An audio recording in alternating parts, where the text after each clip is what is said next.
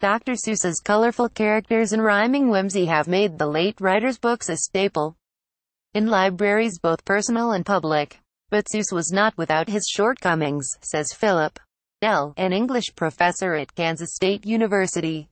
According to Nell, Seuss's The Cat in the Hat is rife with racial caricature and the influence of blackface minstrelsy lingers. People don't see the blackface ancestry of the cat for the same reason that they don't see the blackface ancestry of Bugs Bunny, Mickey Mouse, or the Scarecrow. These images are so embedded in the culture that their racialized origins have become invisible. Nell writes in his book, Was the Cat in the Hat Black? The Hidden Racism of Children's Literature, and the Need for Diverse Books. The Cat in the Hat illuminates how images from the past continue to haunt the present, and discarded racial ideas linger on. It is through the prism of Dr. Seuss's career that Nell explores the overt and covert forms of racism in literature for the nation's youngest readers, in pointing out the structural racism embedded in institutions like the publishing industry. By using sociological data and literary criticism, Nell hopes to right a persistent wrong. He calls on all those involved in the publishing world, reader, author, publisher, scholar, and citizen, to fight the biases and prejudices that inhabit children's literature. By raising questions while reading classics, for instance, or starting a conversation on race, even if it's uncomfortable, in asking that nostalgia not get in the way of critical engagement. Nell's book also proposes changes to the ways we produce, read, and teach literature.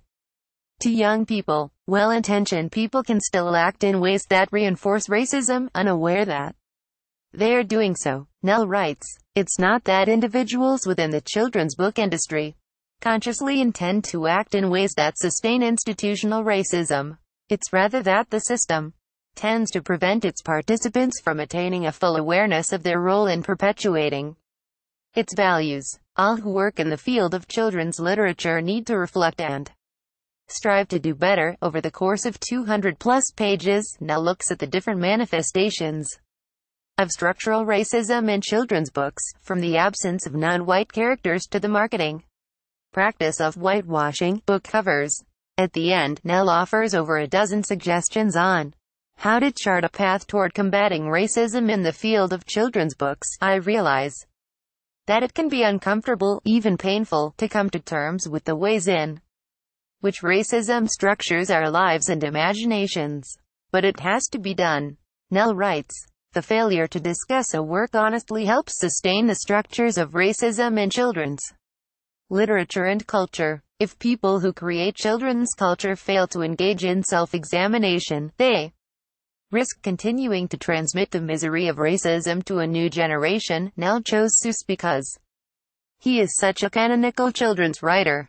Seuss, in some of his books, is critical of the abuse of power and critical of discrimination. If someone like that is nonetheless recycling racial caricature in his work, what does that say about the rest of us? What does it say about all the other children's writers? That's why he's a useful example, because he's so prominent, but also because his work is engaged imperfectly in some of the problems that it also reproduces. Nell says, someone like Seuss can do some really great anti-racist work but also racist work at the same time. And it's not that he is consciously signing on to white supremacy, it's that his imagination developed in a white supremacist culture, and so it's influenced by that, and that shows up in his work in ways that I don't think he intends. Nell is still optimistic about the future of children's literature. He calls it optimism as action. That's what we need, and it's hard to sustain, but okay, so it's hard to sustain. Step up, Nell says. The landscape is changing when it comes to the country's demographics. People of color are becoming the majority.